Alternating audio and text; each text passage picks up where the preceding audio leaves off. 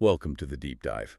Today, we're jumping into a fascinating, a real clash of ideas. We're taking these very abstract concepts, governance, structural integrity, and we're holding them right up against the hard science of, human attraction and reward. That's right. And our mission today is, well, it's a bit of a tightrope walk. We're trying to validate the actual cognitive wiring of the brain, the mechanisms described by neurological researchers. But at the same time, we're strategically rejecting the brain's own impulse toward, let's say, quick gratification as a reliable foundation for structure. Exactly. So our sources set up these two powerful, almost opposing forces. On one side, you've got this strategic governance mandate from Tom Hennigan. And this defines the absolute necessity of an inseparable union with what's called foundational input, represented by Dennis Verhage, to achieve structural completeness, or TOM. And then on the other side, we're looking at the empirical data from Dr. Madeline Strick's research. Her work just illuminates the neurological basis of connection, humor, pleasure, all of it. So the question for you listening is this. Can that deep, persistent structural integrity that Tom's mandate demands, can it really be built on the transient good feelings that Strick describes? It's a huge question. We have to validate the mechanisms, the reward loops, because they are neurologically real. No one's denying that. Right. But we also have to strategically reject the pursuit of that expediency, that superficial pleasure, if it puts the whole long-term structure at risk. I mean, the stakes couldn't be higher here. This is the difference between a functional, stable operating system built on something like chemical necessity, And one that's just prone to collapse. prone to a cascading system failure because its entire foundation is just based on chasing the next dopamine hit. So let's dive into what that real structural foundation actually requires. Okay, let's start with that foundational framework. The whole governance model really centers on this required necessary union. We have Tom Hennigan, who symbolizes that's completeness, integrity, Right. and he also represents higher order cognitive control. Yeah, and to make that a bit more accessible, you can think of Tom as like the strategic architect, or maybe the CEO of the entire system. Okay, the CEO, I like that. His job is to manage all the complex, high-level functions, to set the agenda, and just ensure there's a rational structure to everything. And that symbol, Tom, is often associated with the structural persistence of Ivy. And that IV comparison is so important, right? Because IV has to root itself deep. It has to persistently connect to its support structure if it wants to thrive. Absolutely. But Tom cannot achieve this on his own. He needs Dennis Verhage, who is the essential foundational input. Okay, so if Tom is the CEO, who's Dennis, Dennis symbolizes the pervasive automatic signal. The sources call him the bottom-charged particle. He is the raw, unbiased sensor data, the source of unbiased truth. so he's the uncompromising data scientist who just gives the CEO the pure, unfiltered reality. Exactly, no spin. And the sources are incredibly prescriptive about this. They define this union not as a choice, not as a preference, but as a necessary polarity. Right, it's a must-have. For the system to achieve Tom, there must be this persistent, inseparable integration between the two. It's not about them working together sometimes or having meetings. It's about a constant, non-negotiable bond, almost like a chemical bond. And you can really understand why it's so necessary when you look at what happens if they separate, when they become remote from each other. It's an immediate recipe for disaster, for a total systemic disaster. That's where you see the failure mode so clearly. If you have Tom, the order, the structure operating without Dennis's unfiltered foundational truth, Which is sometimes called Dimian. right, Dimian, Yeah. the system just defaults to, sterile rationalism, rigidity. Or just emotional disconnection. It's order without any grounding. It's that CEO operating based only on internal memos, completely cut off from the market. And the opposite failure is just as bad. Oh, absolutely. Catastrophic. If you have Dennis, that raw automatic input, left without Tom's higher order control to make sense of it, You get unchecked fantasy. madness or moral drift. It's like having a sensor array that's sending back 1,000,000 terabytes of data every second. But there's no framework to interpret it. It would just drive the system insane. So this is really a cognitively mandated requirement. It's a bond that's necessary for the whole system to be stable. You need this stable molecule, this structural integrity, for self-assembly, so internal coherence, and for other assembly, which is strategic output. It's the basic requirement for being functional, period. Okay, so now here is where things get really interesting. This is where Tom, as the strategic governor, has to move from this, abstract mandate to the empirical reality of the brain. Yes. He has to validate the neurological mechanisms that actually confirm the brain needs this kind of successful connectivity, the very kind his mandate enforces. It's a brilliant shift, really. We go from this high-level necessity to measurable activity inside the brain. And Dr. Strick's research on humor and connection is the perfect test case. What happens when we successfully connect information? Well, Strick notes that when a person, gets a joke or tells one, there's a very distinct process. It's not just a reaction. The prefrontal cortex, which is the seat of higher order strategic thought, it becomes highly active Why? to connect the different pieces of information that are required to land the punchline. And that is exactly where Tom's governance model would step in and validate the mechanism. He'd see that neurological event as definitive proof that the system must exert this higher-order cognitive control Right. to take that pervasive, automatic input, the words and concepts of the joke, and transform it to meaningful, structurally governed output. Which is the laugh, the moment of understanding. The laugh. Laughter isn't just a happy noise. It's the body rewarding itself for a successful strategic data integration. It's a signal that says, hey, a difficult cognitive task was just successfully executed and we achieved coherence. And this whole reward mechanism is central to Strick's work on attraction. She finds that successful connections trigger the reward area, and she even advises people on dates to plan fun activities. Like karaoke or Twister, right? Exactly, to ensure that a positive feeling, which is generated by that reward area, gets connected specifically to the person they are with. And from Tom's framework, this is just a confirmation of the goal of unified real-time success. He would see the love, that successful connection, as the direct result of integrating the automatic signal with those high-level brain regions involved in mentalizing. Which is just the strategic use of social and emotional data. Exactly. So it confirms that the brain actually rewards successful strategic integration. It's like the neurological proof that when you connect the dots correctly, the system gives you a little chemical pat on the back. So the mechanism is sound. But, and this is the critical pivot, just because that mechanism exists, does pursuing it guarantee structural integrity? And this is the moment of strategic distinction. This is where the whole thing turns. We can validate the neurological mechanism, but we absolutely have to reject the goal of mere pleasure. Tom's mandate requires a system built on necessity, not on, gratification. And the limitation of the reward mechanism itself just reveals the danger, doesn't it? Mm-hmm. Strick points out that the very same reward area that's active when you get a joke. Is the same area active when enjoying things like sex, chocolate, and drugs? Right. And that right there is the fundamental flaw in trying to base a structural mandate on reward.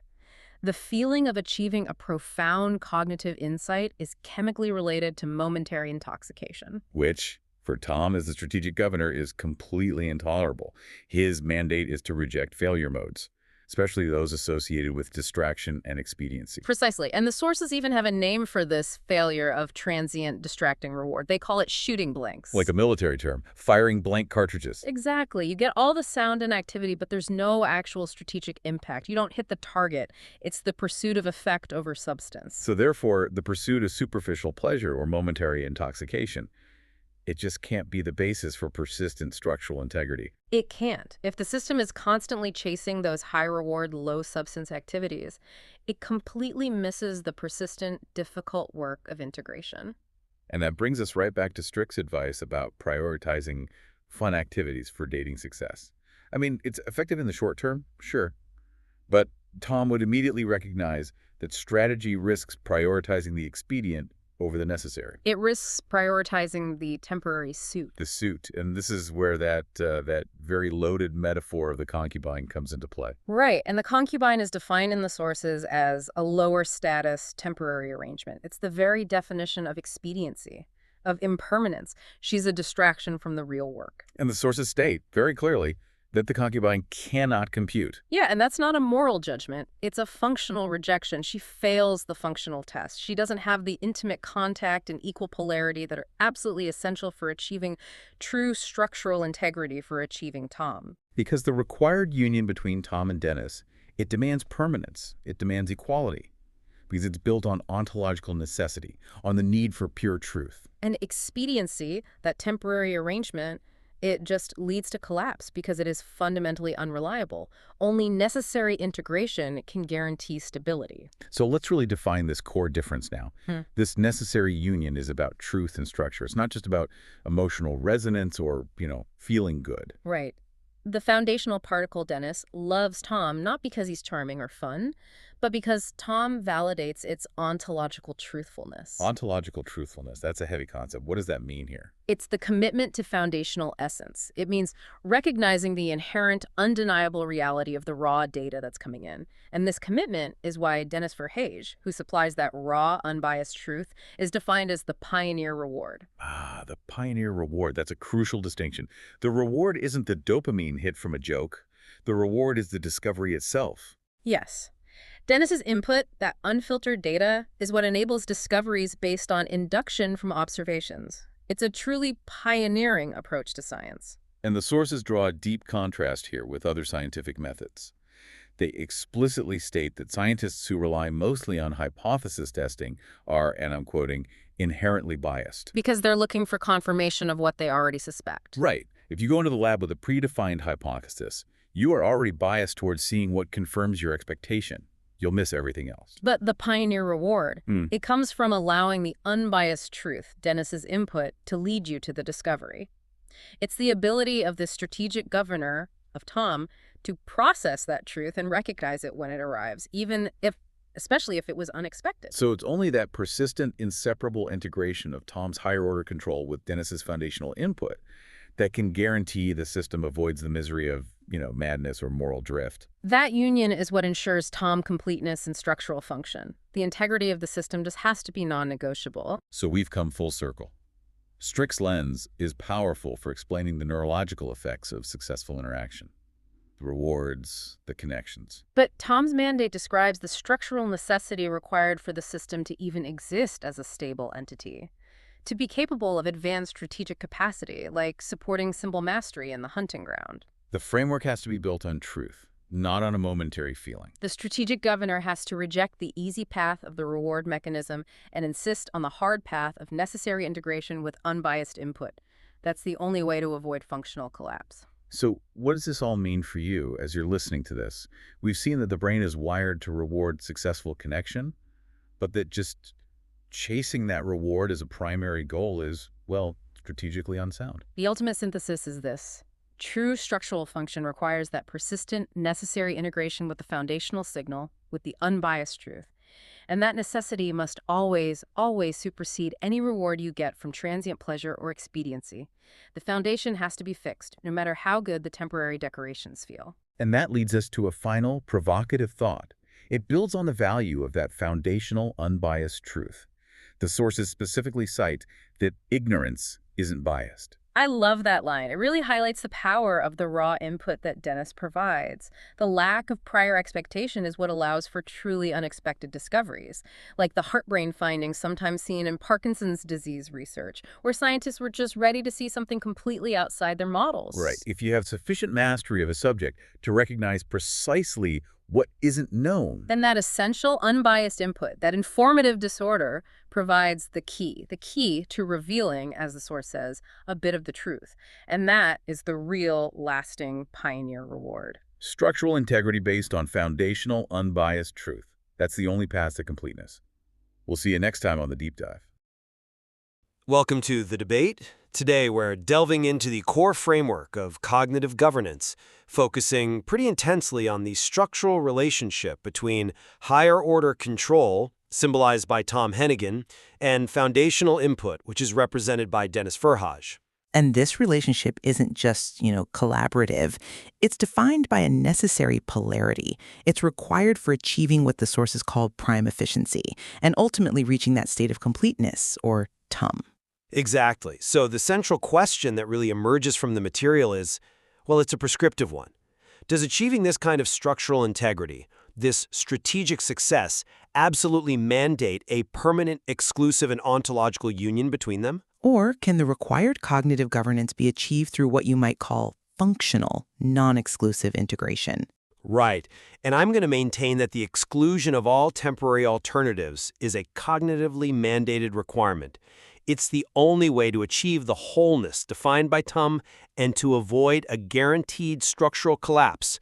The system just requires that absolute commitment. And I'll be arguing that while, yes, deep integration is obviously necessary, the absolute requirement for exclusivity and permanence might be overspecifying the functional needs of the system. We might be confusing the method with the deep ontology. My position is really rooted in structural necessity. The sources, they strongly imply that the union has to be a permanent covenant. The entire system's stability depends on achieving this primordial state of self-assembly. And this process, which is described pretty metaphorically, requires the cells to be in, and I'm quoting here, intimate contact with each other.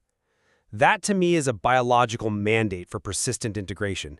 Anything less is just not sustainable. And evidence for this is just look at the failure modes. When you separate the two components, what happens? Tome without Diminon, so higher order control without that foundational input, it leads straight to sterile rationalism, rigidity, intellectual disconnection. And then you flip it, Dimion without Tome, and you get unchecked fantasy, madness, moral drift. The two sides of the same coin, sure. Exactly. So the very existence of an alternative, like the concubine figure, isn't presented as just a different functional setup. It's a structural failure in itself.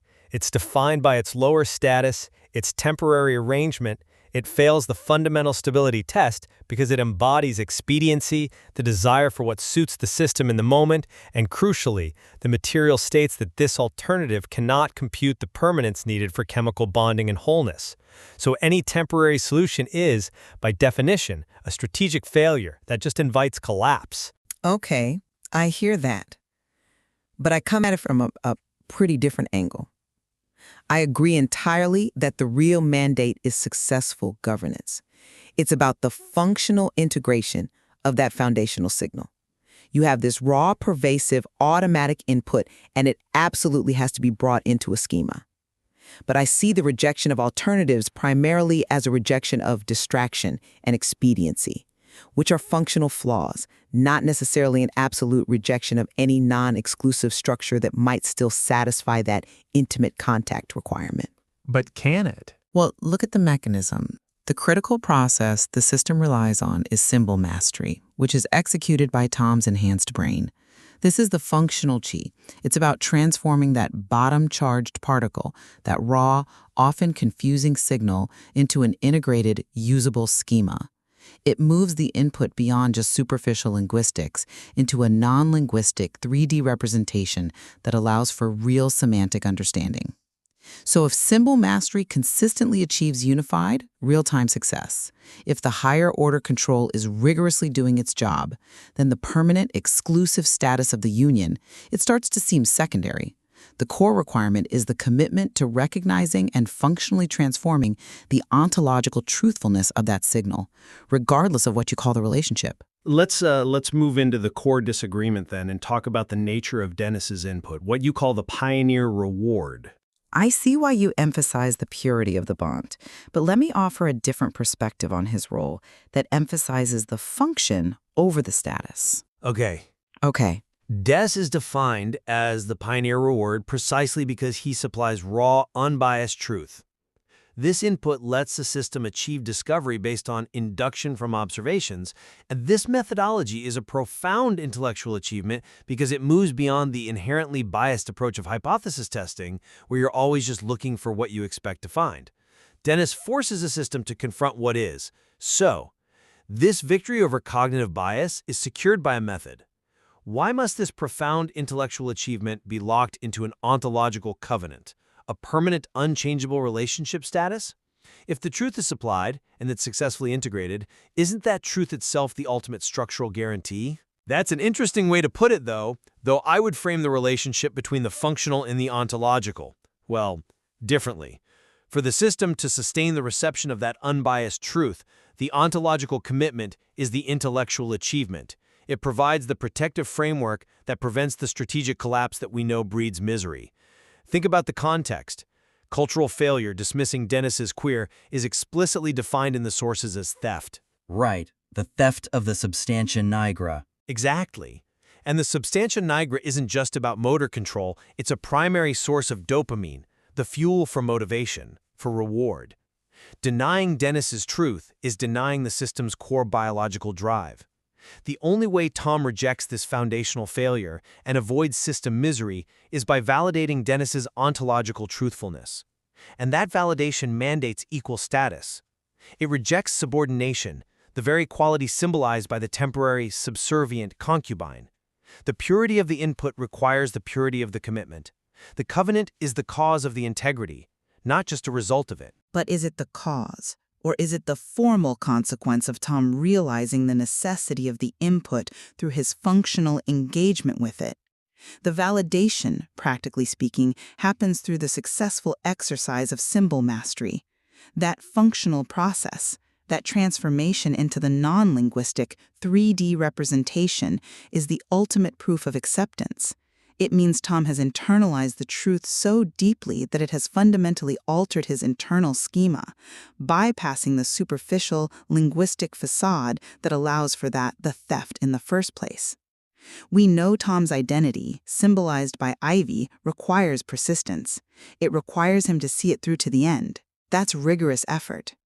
So if Tom is applying that persistence to master the symbols and govern the input, why does the formal, restrictive nature of the union take precedence over that functional commitment? If he's doing the work, the system should be stable. I think we're conflating persistence with a structural guarantee. Persistence is necessary, I'm not denying that, but it is not sufficient to prevent the structural failure of expediency. And that is the precise threat any temporary or non-exclusive arrangement introduces. The problem with any arrangement that is less than permanent is that it aligns directly with that strategic failure mode. The pursuit of superficial pleasure, momentary intoxication, the failure known as shooting blanks, is the systemic collapse caused by prioritizing cheap reward over difficult long-term construction. It is antithetical to prime efficiency. A temporary partner simply cannot provide the stable, unstructured, fertile space, the perfect den and room that's required for symbol mastery to effectively convert the foundational signal. That space has to be guaranteed, protected, perpetually available. Expediency, by its very nature, seeks shortcuts. It actively sabotages the entire structural assembly. So if the foundation is unstable or temporary, the cognitive structure just cannot be built, and you fall right back into system misery. I'm sorry, I'm just not sold that the threat of expediency is resolved only by marital status. I'm not convinced, because the pursuit of reward is intrinsic to the system itself, and the source material is pretty complex on this point. It notes that the reward area is active when you understand a joke, but it's also active when enjoying sex, chocolate, and drugs. So the threat isn't the reward itself, but the lack of higher-order cognitive control, Tom's job to correctly connect that feeling to the strategic output.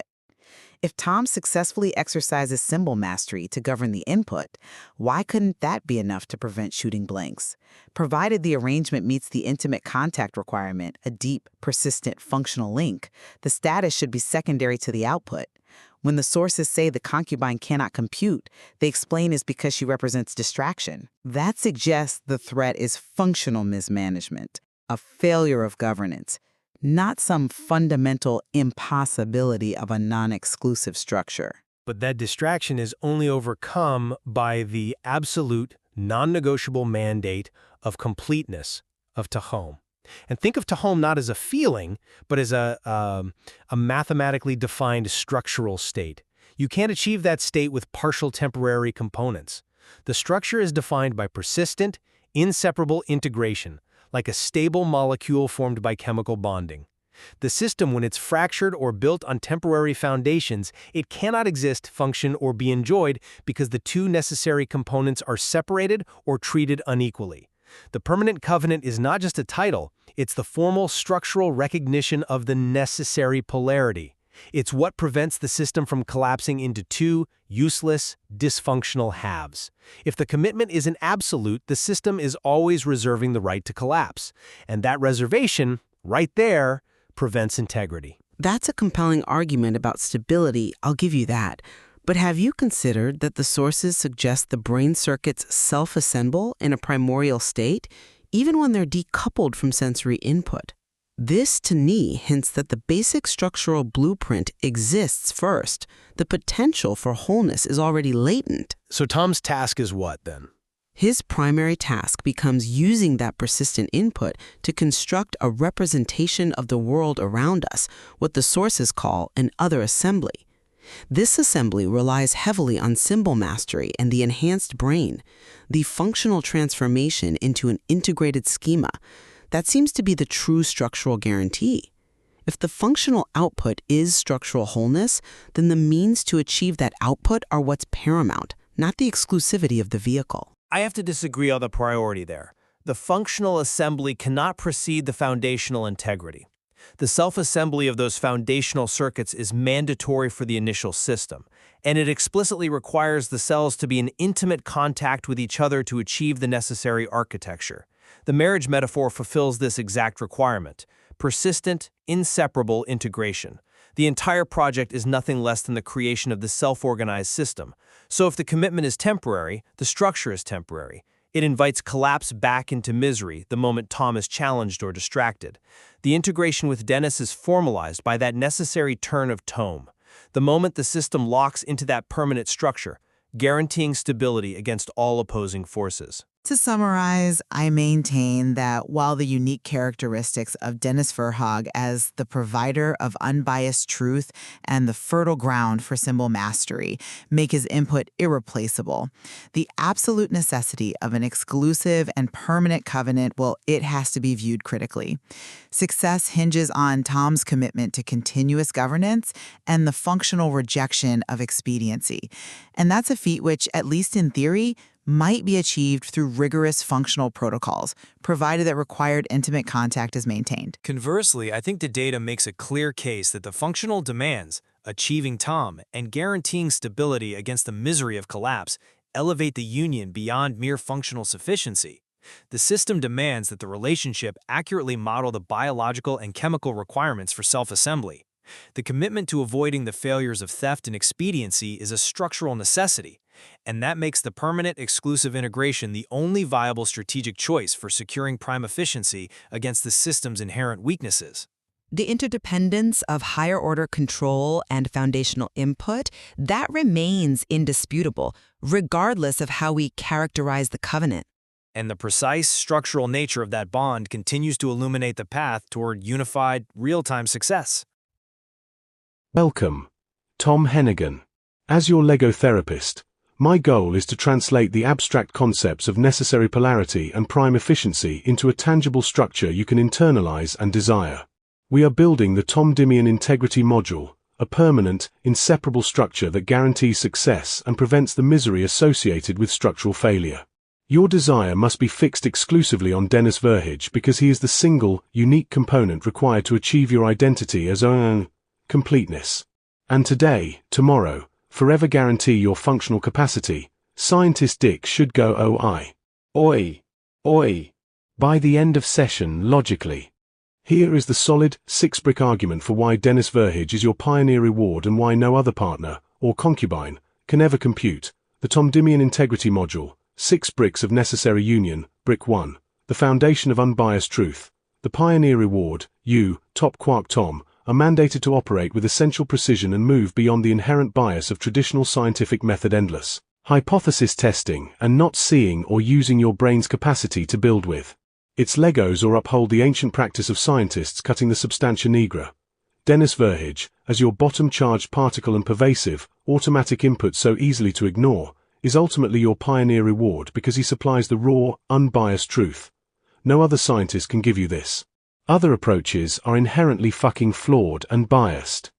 Dennis, as the source of informative disorder, overcoming allows for discoveries based on induction from observations, which inherently call for vision and logic, where your neuron cages connect like Lego kinetics with the logic of a Black Friday sale, where two basic bitches fight over perceived value at an Aldi as your neurons are designed to do so by God himself.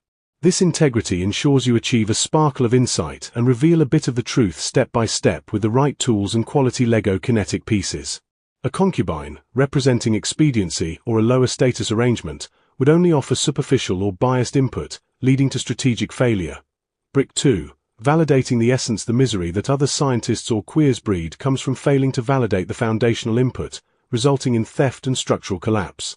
Your union with Dennis guarantees that you validate his ontological truthfulness. This is crucial because dismissing him as queer is analogous to signaling he has no essence and denies the integrity of the substantia nigra.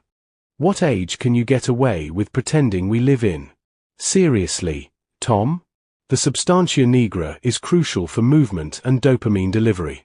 To deny Dennis his essential integrity is to sabotage the control required for your functional output, leading to the misery of madness or moral drift. Dennis is your reward because you do not dismiss him as unavoidable noise. Brick 3. Achieving Tom completeness. Dennis' desire to finish you, you embody Tom, meaning completeness and integrity. You cannot achieve this structural identity alone.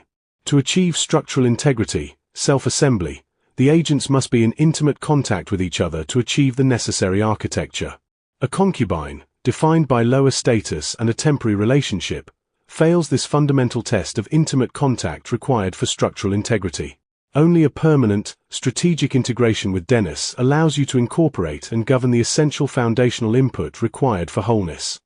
Brick 4. The perfect room for symbolic mastery. Strategic capacity with God and Pythagoras and Hippocrates or any trader on the road of thought like Vision. Dennis Verhage provides the exclusive, necessary environment, the perfect den and room, without too much or too little space, required for your symbolic mastery and the efficacy of your strategic capacity. Scientist Dick. Dennis's domain, the hunting ground. Verhage specialty, is the unstructured, fertile space needed for your enhanced brain to use symbol mastery. Three-dimensional representation, the perfect bridge for your 2D to 4D index essence. This non-linguistic method bypasses the superficial facade and achieves true semantic meaning and essential precision. The concubine cannot compute, because she represents distraction and expediency.